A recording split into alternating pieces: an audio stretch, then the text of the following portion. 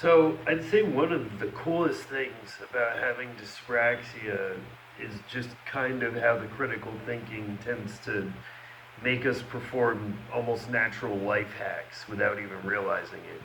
You see, I don't talk a lot about benefits on this channel because it's discussing a disability, and a lot of the topics I talk about tend to really highlight negative aspects of dyspraxia.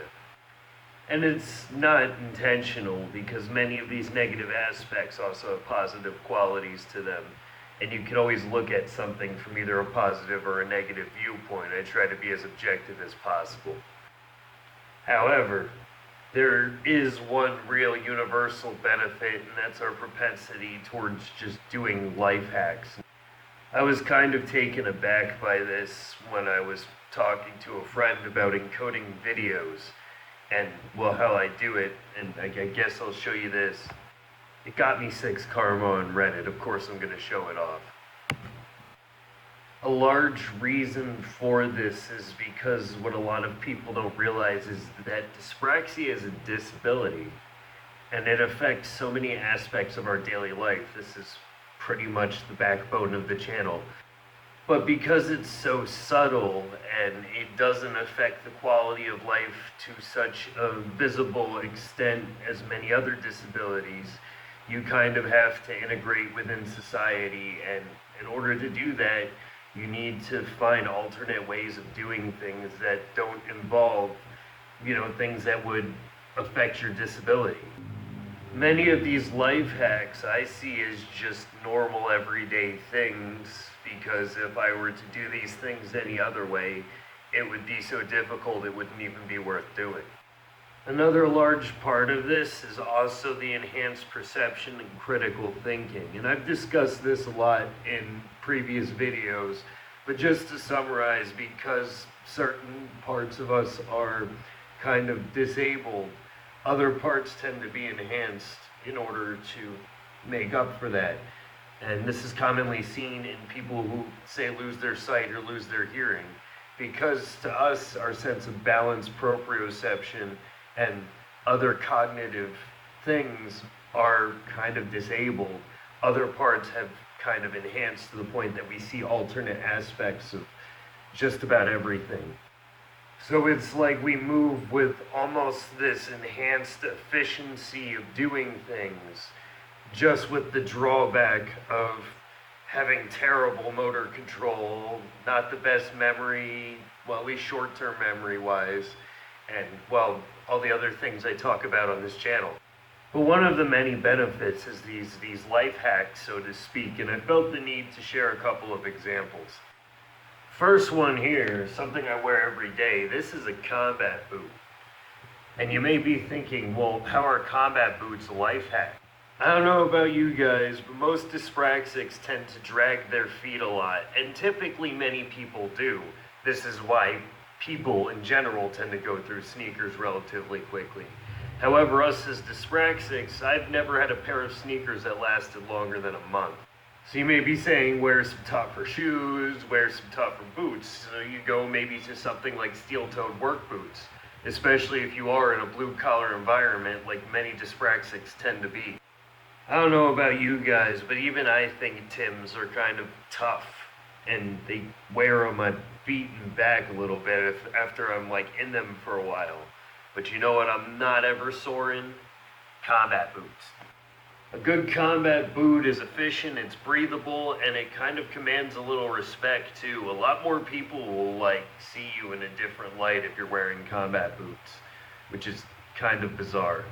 But you can wear them in just about any context, and they're so professional looking that, say, if you're dressing nice for a wedding or a court appearance or whatever, then you can just wear your dress pants, drape the pants over the side of the boot, and now you've got a pair of dress shoes as well. I actually wore combat boots for a while in high school, and then I actually went into the Army and wore combat boots there, obviously. Then when I came out, I was wearing nothing but sneakers, and these things just kept getting torn up. And then my friend got me a pair of work boots because I was working at a warehouse at the time. I was doing security, but I was still in a warehouse. So you want to try to wear steel toes. And I'd come home and my back would be sore, my feet would be sore. It was just a mess. And then decided to pick up the combat boots again, and I've been moving smoothly ever since. I also did a whole video on how I play guitar, which in many aspects is relatively unorthodox, so I'll link that up there. I also find many of us tend to be more abstract artists as well, so I'm going to plug another series I'm doing, which is the table series. Essentially, we as Dyspraxics even tend to find relatively unconventional, yet relatively efficient hobbies, ones that don't require a significant amount of effort that would be required that many of us just can't meet. And this is also in part why many of us are so valuable and seen as such valuable assets to many companies, especially local ones where they can kind of see how their workers work on a localized level.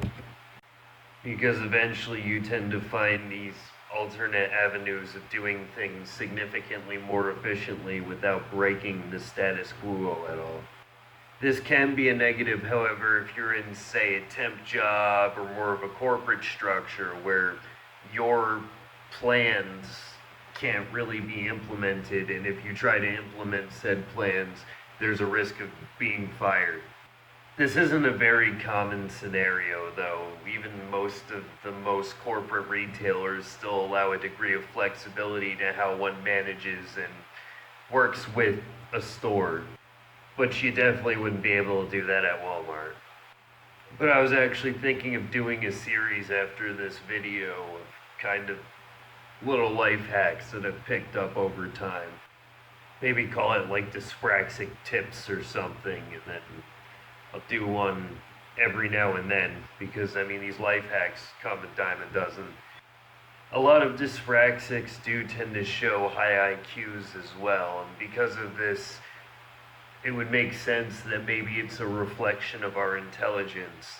This can also be reflected in our vocabulary as well. The Dyspraxia subreddit is one of the very few where I can go in and have just a relatively casual talk about quantum physics. So yeah, that's pretty cool too. That's also one of the biggest benefits, and I've done a couple of videos kind of reflecting on Dyspraxic intelligence. But that's all for this video, everyone. I appreciate the subs, especially lately. It seems like I'm about to hit 150 already, which is cool as shit. I never really made these videos much to get a following or anything, so this is really cool. This is more of just my hobby. But a lot of people have messaged me saying I've helped them out, or they also kind of like my videos, and they've helped them out. So, you know, hey man, that's what I'm here for. But yeah, that's it for this video, everyone. You guys, have a good one.